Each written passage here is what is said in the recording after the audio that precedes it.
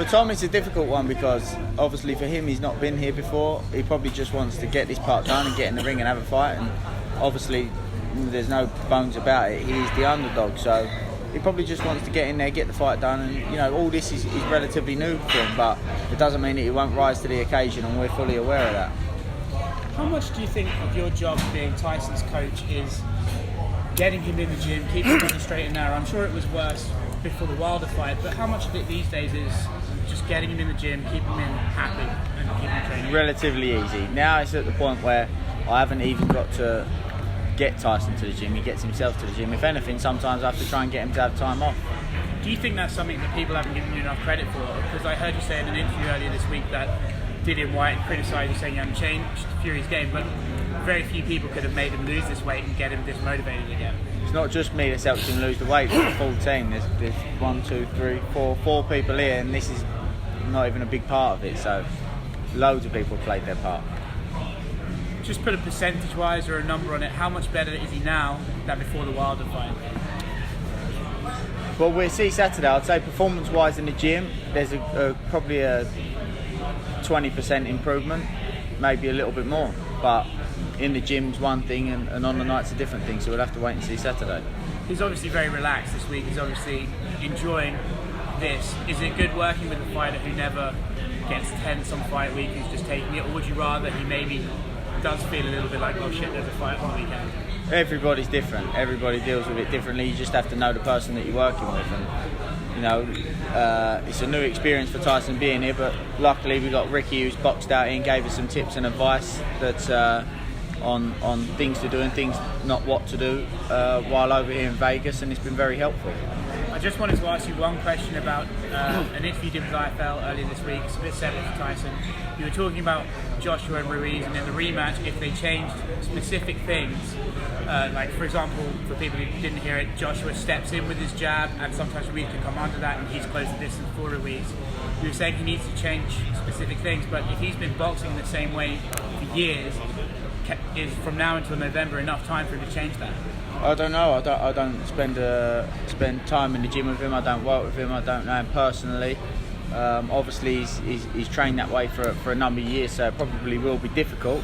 But I don't know how quick he can learn new things. He could be a fast learner. He might not be. I don't know. But if things don't change, it's a 50-50 fight. Is that a fighter-by-fighter thing where some people can just pick up new ways of boxing very quickly, and others are just, I've learned by textbook, as you said, for years, I can't change? Everybody learns in different ways. Some people you can just say it to them and they know what you mean and can do it. Some people you have to demonstrate it to. Some people it takes 3 or 4 people. Sometimes it takes weeks, months to pick one thing up. So everybody's different. Ben, obviously Tyson's got this big personality. A lot of heavyweight champions have. Is that hard? Or what's it like to go through the ups and downs of a guy with that big a personality and all that? Is that tough on you ever? What's that like? Yeah, of course it's tough. Obviously it is. But he's a lot more mentally balanced now than he was during the comeback phase. So it makes things a lot easier. And like I say, people always say, "Oh, you've done this, you've done that." But there is a full team that have played a part in getting him back there, including his family. And there's a lot of people have lifted some weight off of my shoulders as well. I know back in the old school, we'll say trainers were almost the boss.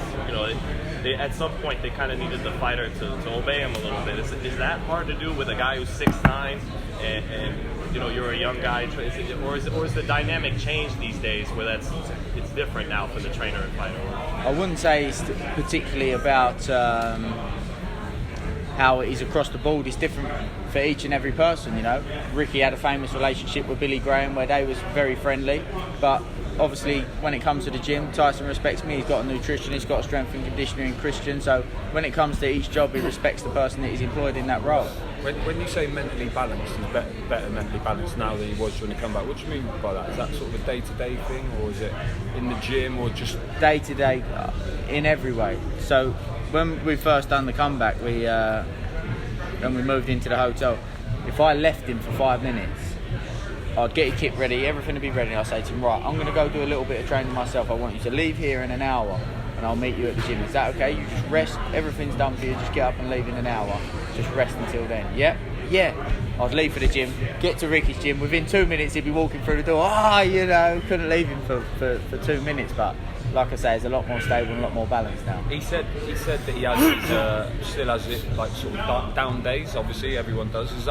Do you manage as a trainer? Do you have to manage that when it comes to the boxing side, or is the boxing's pretty regimented? You're doing the same sort of thing, or do you sometimes you say, we could have a day off today, or we could do? To be honest, when he's having a down day, he has to do something. The other day we went over to LA for some media, and when we come back, I wanted him just to rest, but I knew the mood that he was in.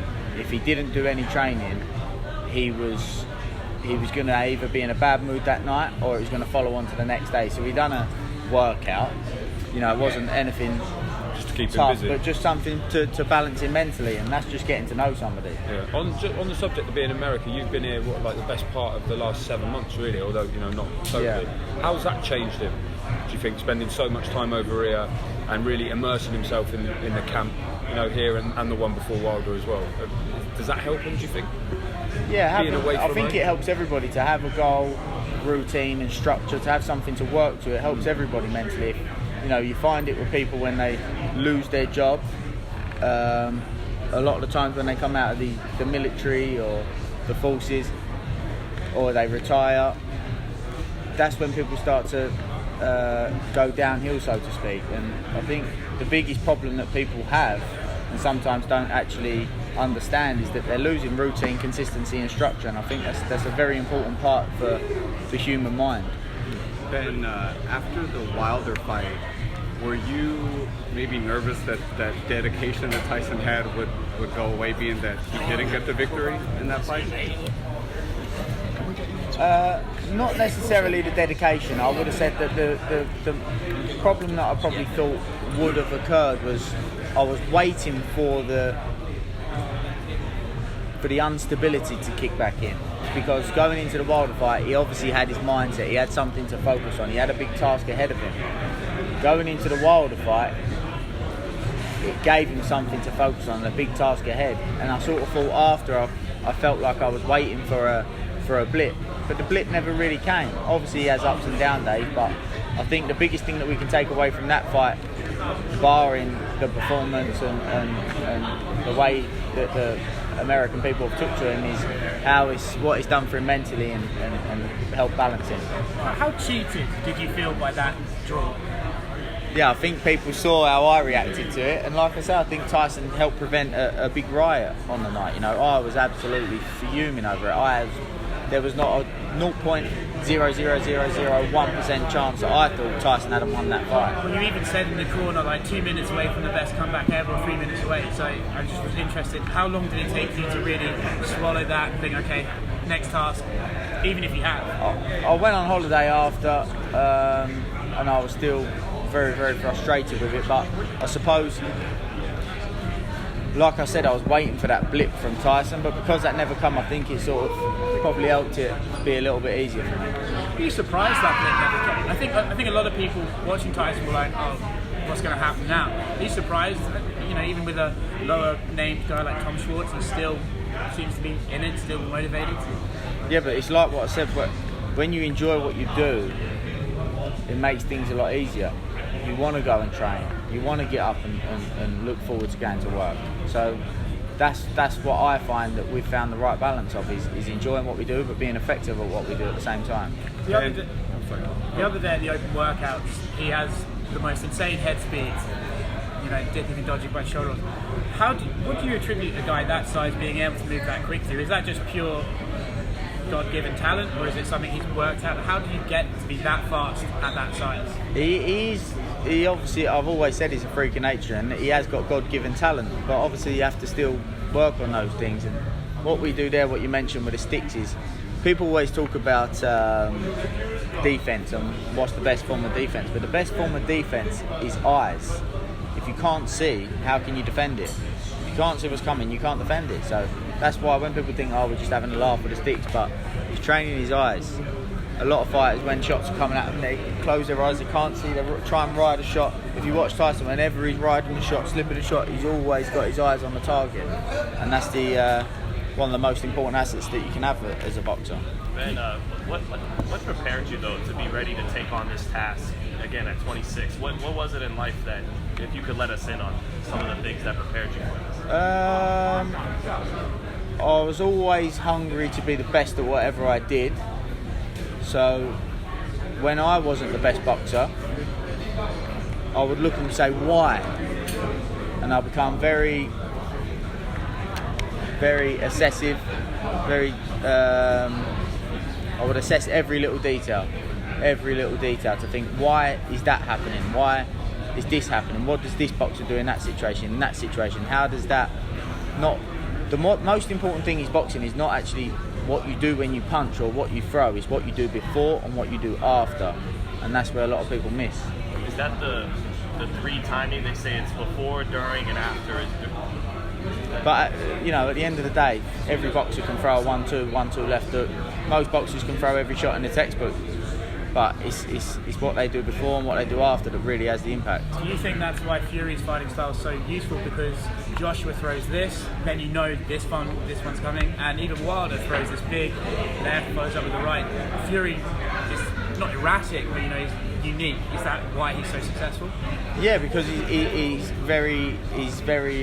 got multi styles. He's bipolar in his boxing style, and he can throw 6 shots with his right hand, not left, right, which is the typical textbook way of boxing. 1-2, 1-2 left hook, 1-2 left hook, right uppercut, left hook.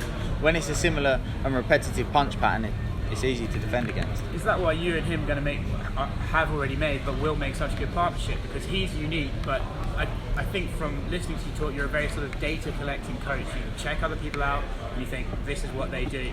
Because he doesn't do that, but your opponents still do. Is that why you guys are going to be able to form a game plan, go with it, and rise up? Yeah, we do, but I find Tyson's not the type of guy that you want to sit down and, this is how I find him, sit down and say, okay, this person does this, and when he does this you need to do that, and you need to do it like this, and you need to do it like that. And he's the type of guy that you get in the ring, and when you train specifically for what you want him to do.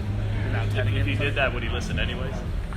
He would listen, yeah, but I feel like that's how I seem to get the best out of Tyson, and it's the same with anybody. It's repetitiveness, repeating, repetition. So I can say it to him, he can walk away and not think about it again, which he's not that kind of guy. But when you repeatedly drill something into somebody, it becomes second nature. So do you not even tell him why we're doing this drill? You just, this is the drill we're doing, and you sort of build it up and let's get it? Sometimes, yeah. And it just becomes second nature.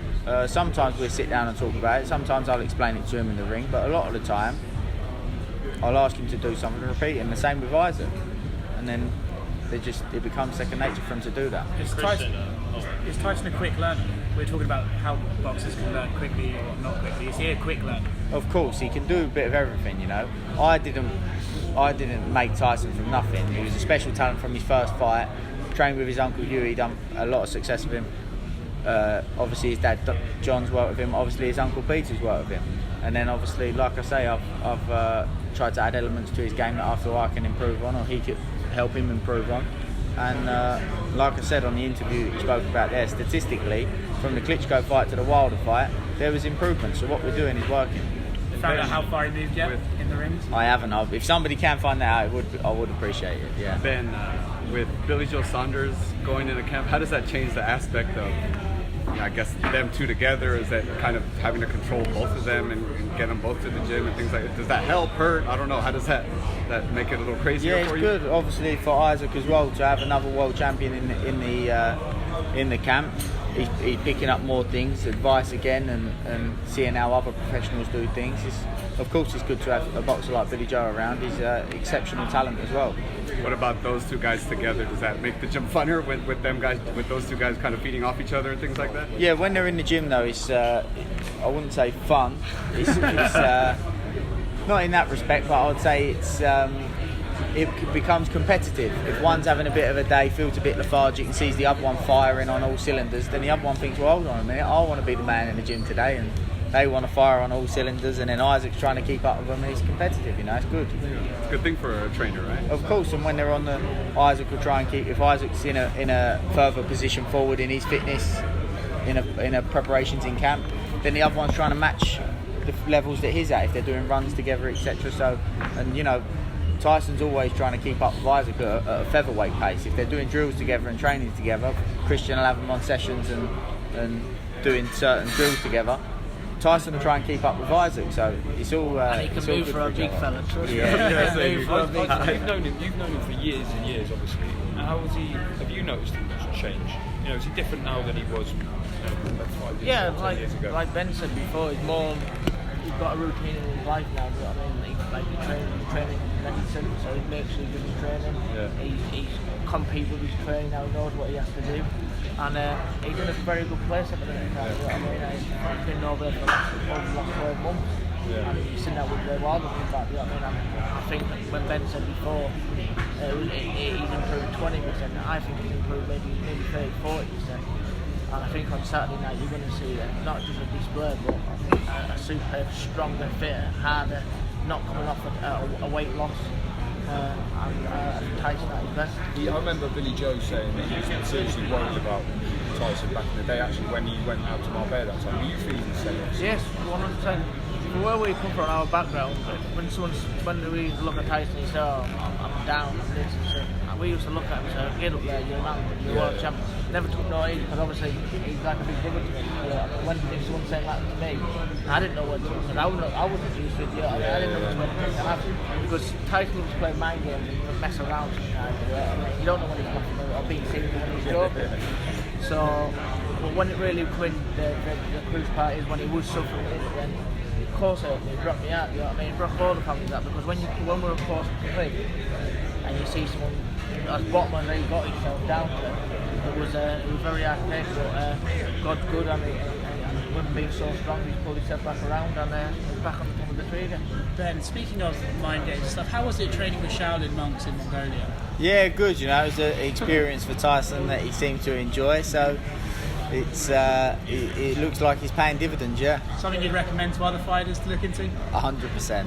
We've been talking a lot about improvement today and stuff like that. I think after the Wilder fight, people thought, well, if Fury could do that to him off this crazy time away, the next time they box, Fury's going to be lighter, better. Is that how you see it? Do you think this 20 to 40% improvement we've seen is enough to just make it less competitive on Wilder's half? I'm a realist, and at the end of the day, Tyson's improving, but I'm sure that Deontay Wilder will be improving as well. You know, in my eyes, Tyson outboxed Deontay Wilder.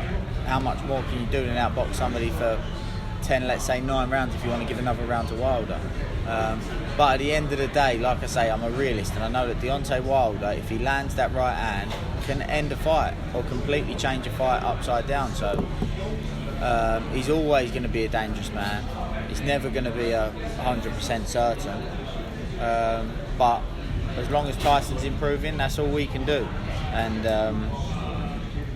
that he has been doing, yeah. Speaking of that, I think we heard you were angry after the fight.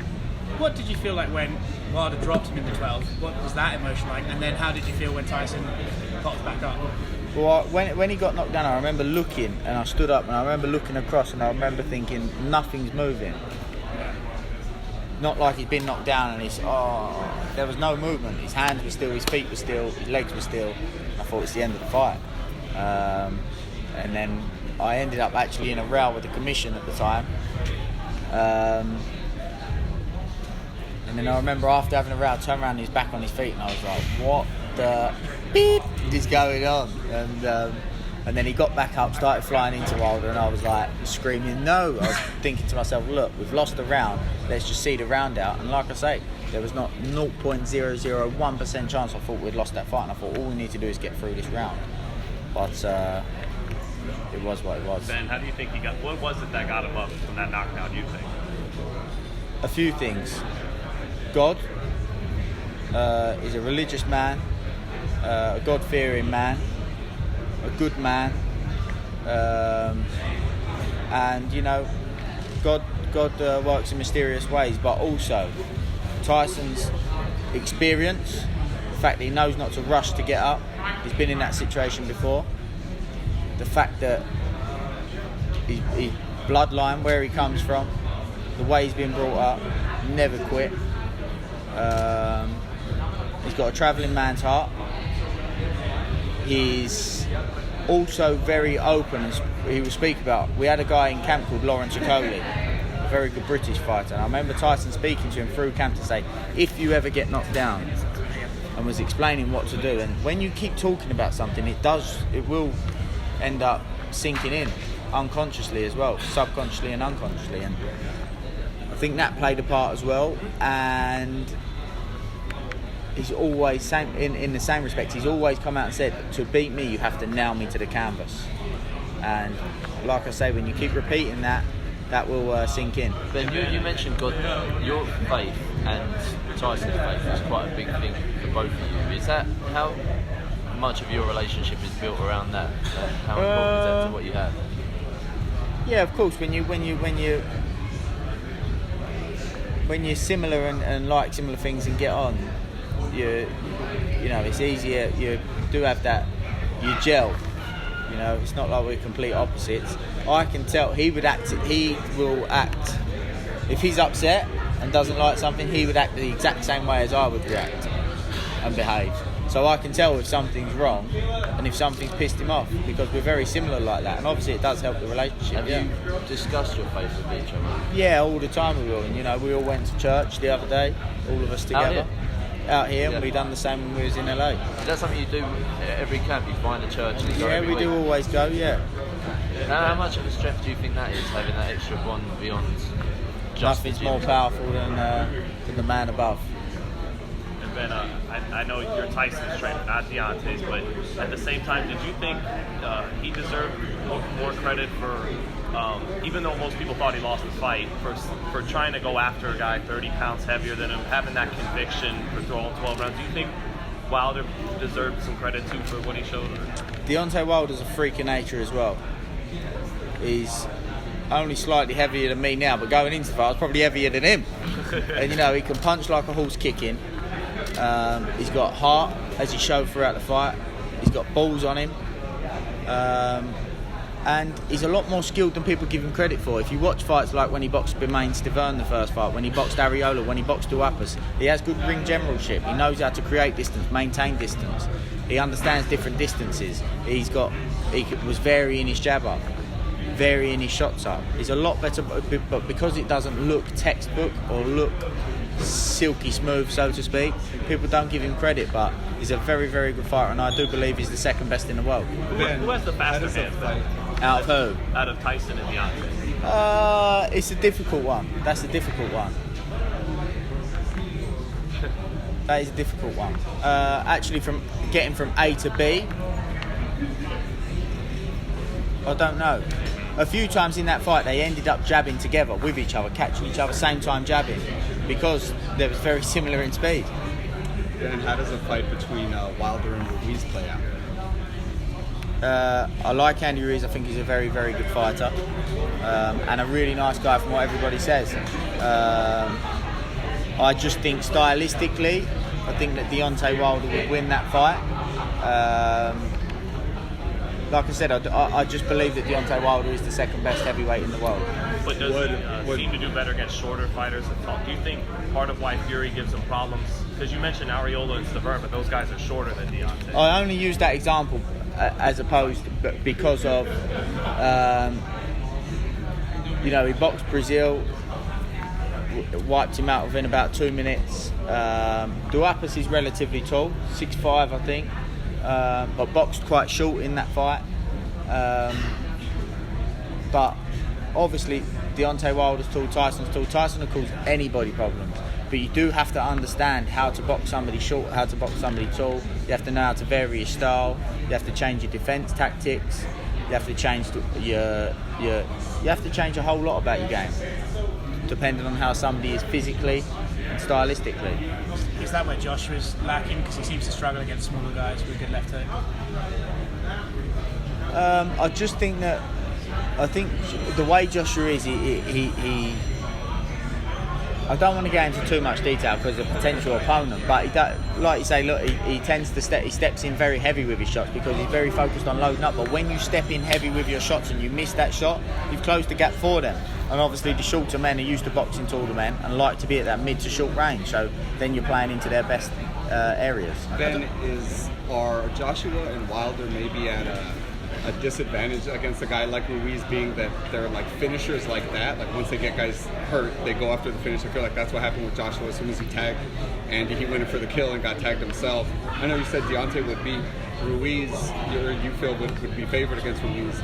Well, wouldn't Wilder kind of have that issue as well once he gets Andy hurt, kind of going for the kill? The same thing that happened with Joshua, right? Like Ruiz. Yes, but there's a difference with Joshua. Joshua hurts people and finishes people usually with a combination, multiple punches, whereas Wilder can really hurt someone or finish a fight with one clean shot. Is he at risk? Of course he's at risk, because when you plant your feet, load big shots up, it's who lands first. But Deontay Wilder is very, very quick with it as well, and that is an advantage for him, of course. Do you see a difference between the Joshua that usually stalks the guy who's hurt, like Klitschko, and the guy who ran in against Ruiz? No, I just think that what showed is Andy Ruiz's experience there. And as he run back in, he actually got caught with a right hand. But when he got inside, he rolled underneath the left hook, naturally just knowing after right hand is probably going to be the left hook. He sat underneath the left hook, smothered Anthony Joshua, gained his composure, used his forearms to create some space, and started landing his own shots. And that just showed his experience and his class and his quality. And Ben, last one for me, brother. I know you said you're not going to share what you see on tape with Schwartz, but I'll give it a shot. You mentioned he's fundamentally sound, but is that part of why do you think he has nothing beyond being a good, sound, fundamental fighter, and that's why ultimately he won't beat Tyson on Saturday night and maybe not even trouble him, or is that putting words in your mouth? Well, I know that he's brought in a new training team, and I know one of the coaches that he's employed, Roberto Norris, is a very good Cuban coach, a very good coach. So, and he's only young, so he'll be improving his game. So he may bring things that we haven't seen, and that's what I expect. But like I say, there's flaws in his game that I see that we'll look to exploit. But he's a big guy, but he's not a big plodder. He's quick feet, quick hands. He's German, so like I say, he's fundamentally sound. A former German international amateur, so he's a tidy boxer. Obviously, he's not been at his level before, but Tyson hadn't been at Klitschko's level when he boxed Klitschko before, so he's a little bit of an unknown quantity, and that is one of his assets coming into this fight. Ben, how does a fight between Fury and Andy Ruiz play out? Tyson understands how to box shorter guys. If you watch his fight against Chisora, the second fight, that's an example there. I believe that Tyson would outbox Andy. Obviously, Andy's a dangerous guy, but Tyson's a very, very smart boxer, and I feel that we know would know how to nullify Andy Ruiz. Thank you. Half an hour then. No problem. Thank you.